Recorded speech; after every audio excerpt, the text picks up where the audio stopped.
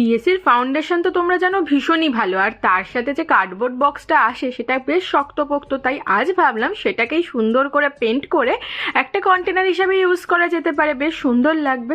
আমার কাছে না সেরকম ফেব্রিক কালারের মধ্যে পেস্টেল সেট ছিল না, তাই 2-3টে কালার মিশিয়ে মিশিয়ে আমি কালারগুলো বানিয়েছি। তোমরা যদি জানতে চাও আমাকে একটু কমেন্টে বলো, আমি তোমাদের জানিয়ে দেবো।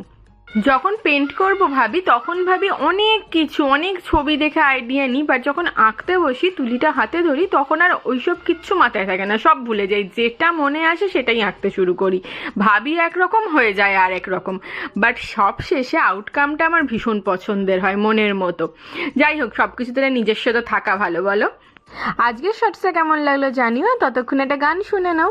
জানি না কিভাবে তোকে বলিয়ে আমি কত রাগি থেকে যা